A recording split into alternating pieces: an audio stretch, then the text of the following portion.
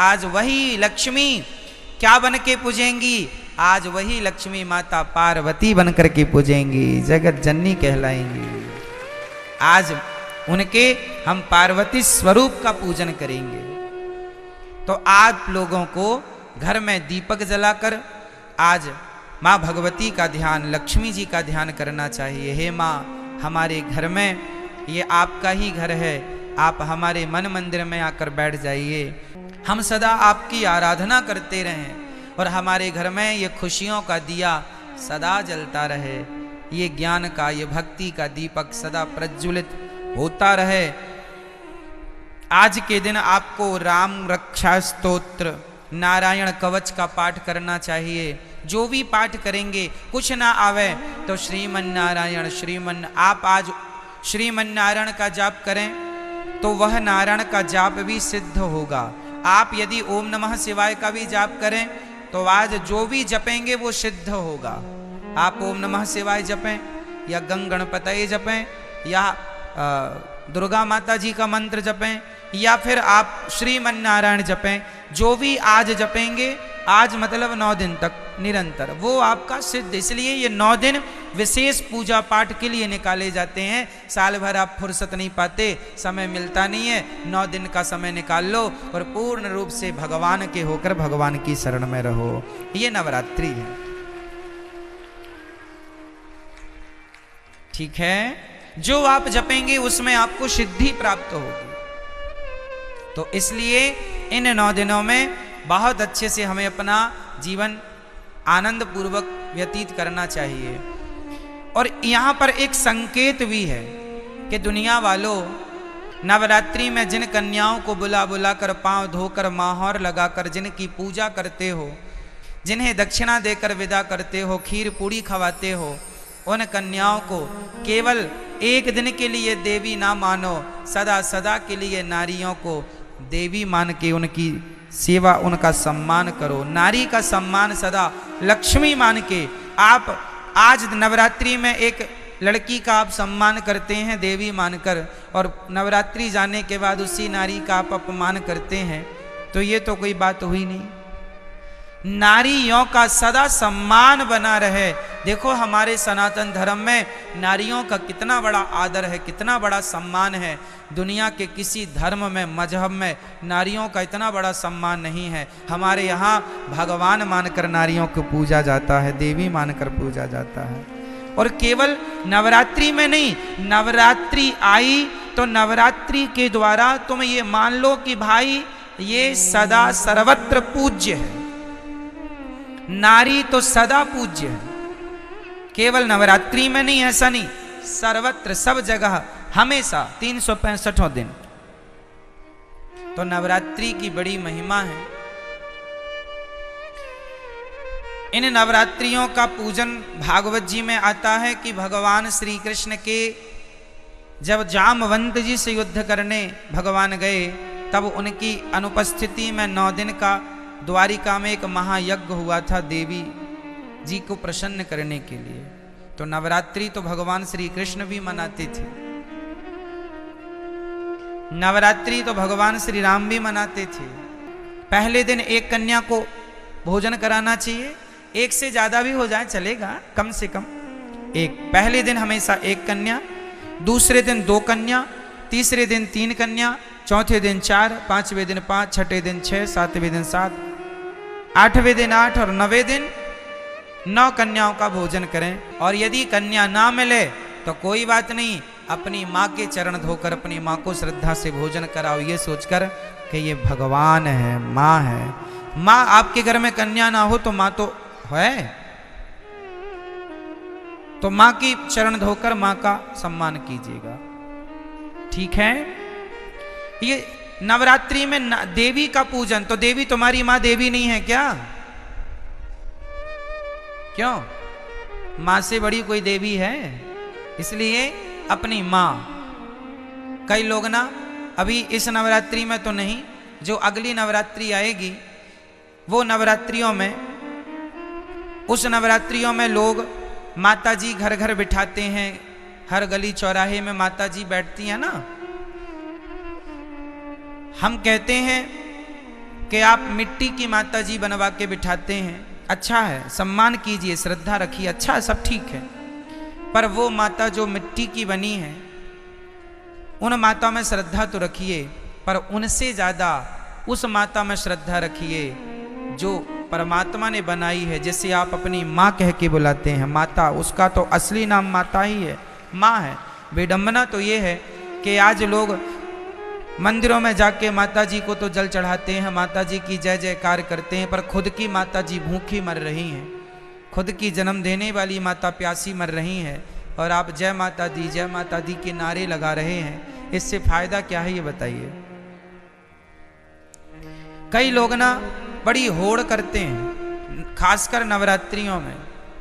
क्या होड़ करते हैं कि उन्होंने भंडारे में 50,000 खर्च किया, हम 1 लाख का भंडारा करेंगे। उस कॉलोनी में 2 लाख का भंडारा हुआ, हम 3 लाख का भंडारा करेंगे। क्या होगा, इससे तुम देवी को खुश कर लोगे? अरे ये ना देखो कि भंडारा कितना बड़ा करना है। ठीक है, जरूरतमंदों को भोजन कराना जरूरी है, ठीक है, कराना चाहिए, अन्नदान श्रेष्ठ दान है। पर ये मत भूलिए कि आप अपनी 50,000 का भंडारा तो आप करा रहे हैं, सबको खिला रहे हैं, पर खुद की माँ बुढ़ापे में अलग बनाकर खा रही है, तो आप कौन सी देवी को खुश कर रहे हैं? क्या आपके इस व्यवहार से आपकी खुद की माँ भूखी मर रही है और आप सबको भरपेट भोजन कराएं, क्या आपके इस व्यवहार से माँ भगवती प्रसन्न हो जाएगी? इसका विशेष ध्यान रखना चाहिए। और हम सभी को इंसानों को भगवान मानना चाहिए। किसको भगवान मानना चाहिए? हमारी माँ भगवान है, हमारे पिता भगवान है, हमारे पति भगवान है, हमारे गुरु भगवान है, हमारे अतिथि भगवान है। जो इनमें भगवान का दर्शन कर लेगा वो फिर पत्थरों में भी ईश्वर का दर्शन कर लेगा। जो इंसानों में ना कर पाया वो पत्थर कभी नहीं पूजता रहे, झूठा पूज रहा है, झूठे ही है ना। कबीर जी लिखते हैं कि पाहन पूजे हरि मिले, पाहन मीन्स पत्थर होता, पाहन पूजे हरि मिले, तो मैं पूजू पहाड़, तासे तो चक्की भली, जो पीस खाए संसार। पत्थर ही पूजना है तो तुम्हारी चक्की भी पत्थर की होती है, उसी को पूज लो, क्योंकि वो तो कम से कम तुम्हें आटा देती है पीस के। पत्थर ही पूजने हैं तो चक्की को क्यों नहीं पूजते? तो पत्थर पूजने की बातें नहीं है हमारे सनातन धर्म में। हमारे यहां मंदिर बाद में बने हैं। सनातन धर्म की गहराइयों को समझना पड़ेगा। कई लोग कहते हैं सनातन धर्म में तो पत्थर की पूजा होती है। ना जी, हमारे यहां पत्थर की पूजा नहीं होती। किसकी पूजा होती है वो मैं आपको आज स्पष्ट कर देता हूं। सुनो, हमारे वेद कहते हैं, पहला वाक्य है मातृदेवो भव, पितृदेवो भव, आचार्य देवो भव, अतिथि देवो भव। ये 4 वाक्य वेद का पहला मंत्र है। ये वेद यहां से शुरू होते हैं। पहली आज्ञा वेदों की क्या है? मातृदेवो भव, मां को भगवान मानकर सेवा करो, ये वेदों की पहली आज्ञा है। पिता को भगवान मानकर उनकी सेवा करो, ये वेद की दूसरी आज्ञा है। अतिथि को भगवान मानकर सेवा करो, ये तीसरी आज्ञा है। और गुरु को भगवान मानकर सेवा करो, ये चौथी आज्ञा है। अब सोचो, ध्यान से समझना, जो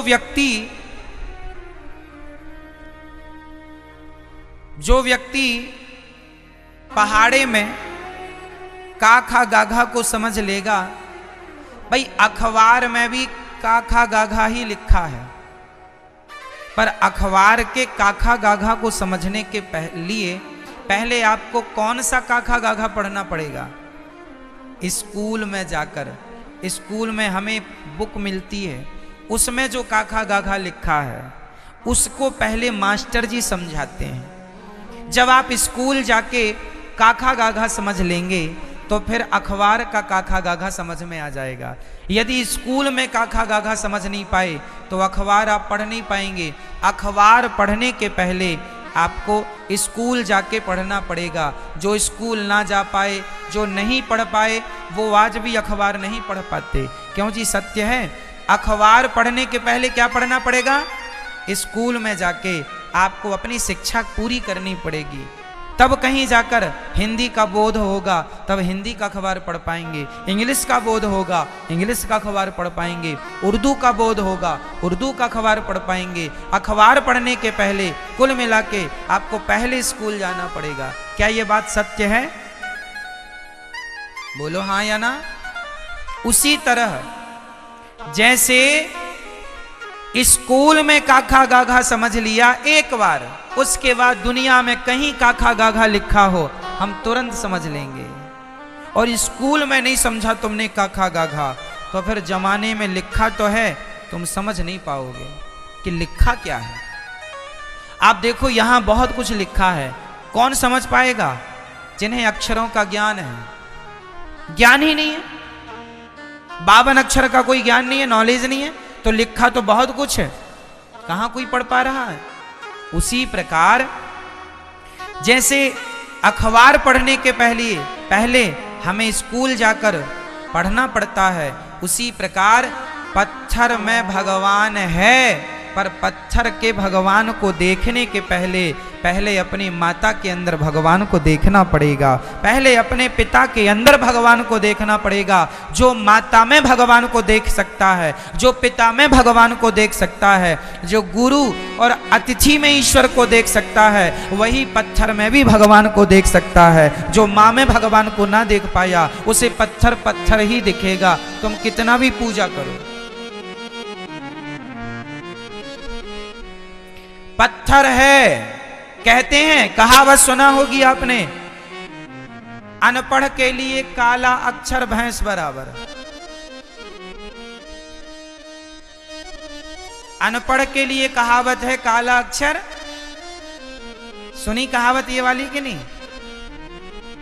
क्या अर्थ है इस कहावत का? अनपढ़ है, उसे तो काला काला दिख रहा है। भाई पुस्तक लिया तो अखबार लिया है, बस अब काला काला, क्या काला काला पूत दिया। अरे पगले, उसमें बहुत कुछ लिखा, लेकिन क्या करे, अनपढ़ है, काला अक्षर भैंस बराबर। उसे काला नजर आता है, उसे काले में अक्षर नजर नहीं आ रहे, क्योंकि पढ़ा नहीं है। उसी प्रकार जिसने अपनी माता में भगवान को ना देखा, उसे तो काला पत्थर ही नजर आएगा, उसे भला पत्थर में भगवान कैसे नजर आएंगे। जिसे माँ में भगवान दिखता होगा, जो चैतन्य वस्तु में भगवान को देख सकता है, वही जड़ वस्तु में भी ईश्वर को देख सकता है। माँ चैतन्य है कि जड़ है? बोलो जोर से। मेरी माँ, पीछे वाली मैया, आज नवरात्रि मौन व्रत तो नहीं है आपका? डे बोले हम चुप ही टाप रहेंगे महाराज। मां चैतन्य है या जड़ है? जोर से। और पत्थर चैतन्य है या जड़ है? मां चैतन्य है, जबकि पत्थर जड़ होता है। तो जो व्यक्ति चैतन्य मां में ईश्वर का दर्शन कर सकता है, जो चैतन्य में भगवान को देख सकता है, वही जड़ में भी भगवान को देख सकता है। जो चैतन्य में ना देख पाया, उसके लिए काला अक्षर भैंस बराबर है। कई लोग कहते हैं ना, भगवान कहाँ है, ये सब वही लोग हैं, काला अक्षर भैंस बराबर। भाई हिंदी का अखबार पढ़ने के लिए कौन सा सब्जेक्ट पढ़ना पड़ेगा? बोलते चलो। हिंदी। इंग्लिश का अखबार पढ़ने के लिए इंग्लिश, उर्दू का अखबार पढ़ने के लिए तमिल का अखबार पढ़ने के लिए, बंगाली अखबार पढ़ने के लिए बंगाली। उसी प्रकार भगवान को पढ़ने के लिए भक्ति की पढ़ाई चाहिए, भक्ति की शिक्षा चाहिए।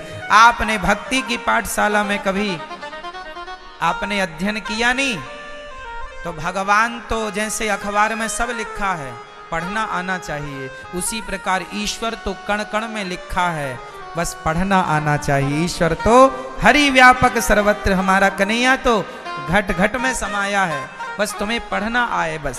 तुम माटी की माता जी बिठाते हो, सच्ची की माता जी क्यों नहीं बिठाते?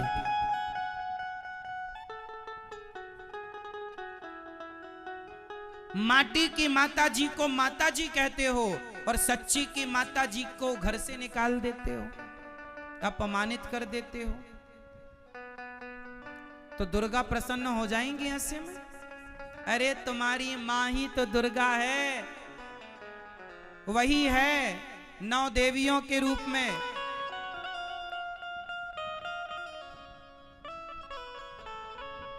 दुर्गा मैया के हाथ कितने हैं? जल्दी से बताओ।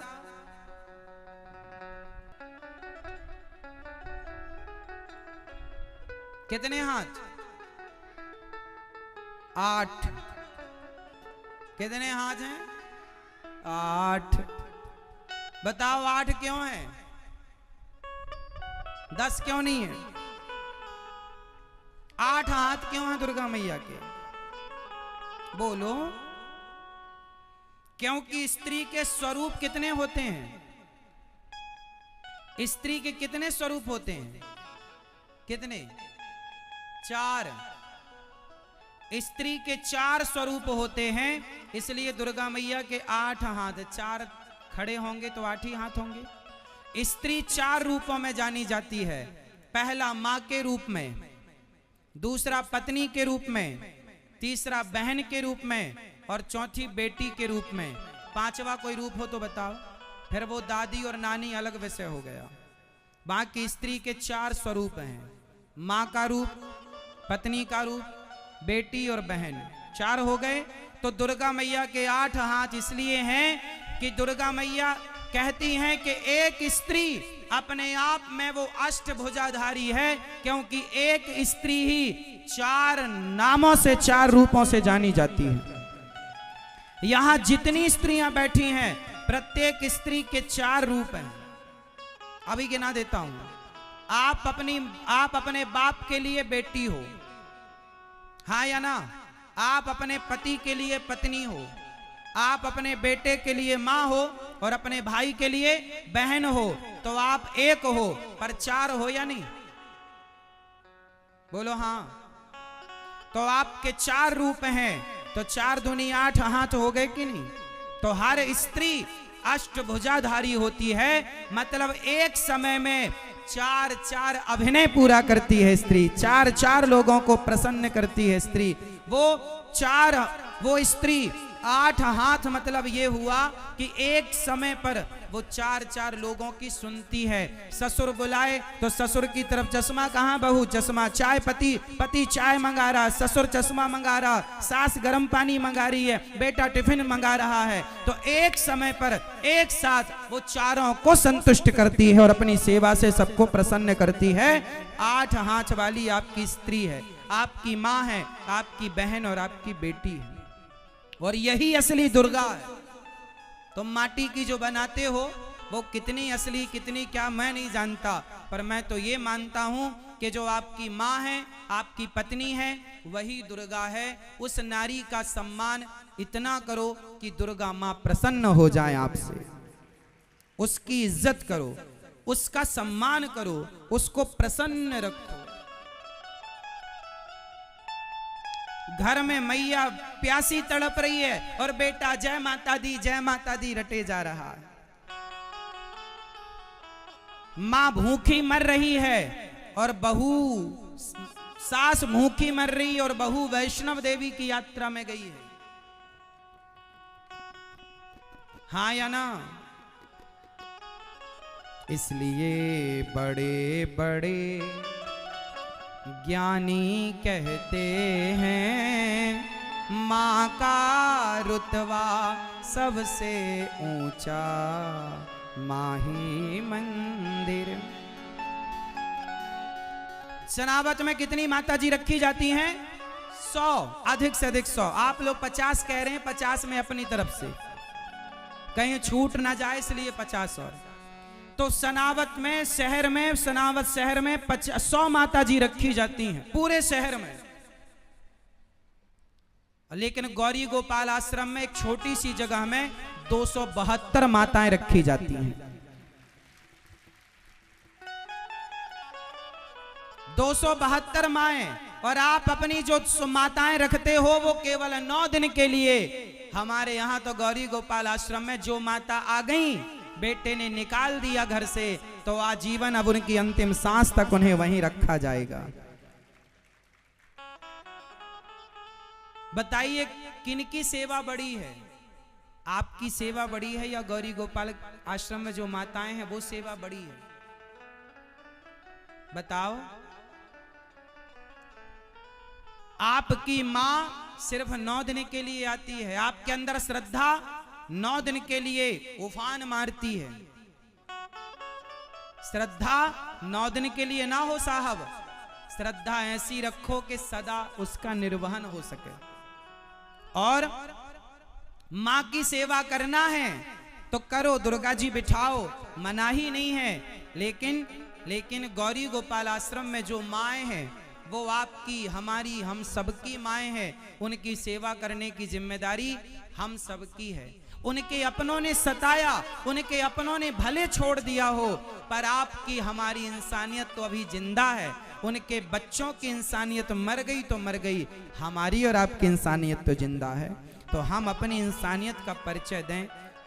जिनको अपनों ने सताया, ठुकराया, बेटी पोता पोती का विवाह हो जाता है और बेटा अपनी दादी को, दादी गौरी गोपाल आश्रम में, वृद्धाश्रम में है, फोन तक नहीं लगाता बेटा कि माँ तुम्हारी पोती का, तुम्हारे पोते का विवाह। अच्छा बताओ, पोते के विवाह में दादी खुश होती है कि नहीं? होती है ना?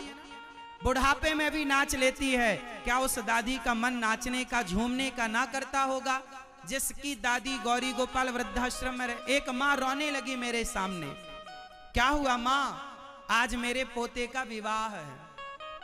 पड़ोसियों से खबर लगी है कि पोते का विवाह। बेटे ने फोन लगाकर ये तक नहीं कहा कि माँ आ जाओ। शादी विवाह में तो आदमी दुश्मनों को भी बुला लेता है कि भाई बेटी को आशीर्वाद दे दो, लेकिन दादी को, खुद की सगी माँ को बेटे ने नहीं बुलाया अपने बेटी के विवाह या बेटे के विवाह में। मुझे इस दुनिया में लाया, मुझे बोलना चलना सिखाया। ओ माता पिता तुम्हें वंदन, मैंने किस्मत से तुम्हें पाया। पूजा है तुझको, पूजेंगे हरदम, माँ के ही अर्पण है ये मेरा जीवन। मेरी माँ एक मंदिर है और ममता पूजा है। एक वो ही भगवन है और कोई न दूजा है। ये मेरी कहानी है, प्यारी जिंदगानी है। आज हूँ मैं जो कुछ भी, मेहरबानी तेरी है। तेरे जीवन में खुशियाँ तमाम आएंगी, तेरे जीवन में खुशियाँ तमाम आएंगी। ले ले माँ की दुआएं, तेरे काम आएंगी। माँ ही मंदिर, माँ ही पूजा, ओ माँ से बढ़कर कोई ना दूजा। माँ ही मंदिर, माँ के पुण्य से जगत बना है। ईश्वर को भी माँ ने जना है। माँ ममता का एक कलश है, जीवन ज्योत है, अमृत रस है। क्या ये धरती, क्या ये अंबर, क्या ये धरती, ओ माँ की तुलना हो नहीं सकती। युग आते हैं युग जाते हैं, ओ माँ की गाथा दोहराते हैं। बड़े बड़े ज्ञानी कहते हैं, ओ माँ का रुतबा सबसे ऊंचा माँ ही मंदिर। माँ क्या है? माँ कौन है? माँ ही मंदिर है और माँ ही पूजा है। इसलिए पूजा किसकी करेंगे? काश हमारे देश का बेटा अपनी माँ को दुर्गा मानकर उनकी पूजा करता तो वृद्धाश्रम बनाने की जरूरत ना पड़ती।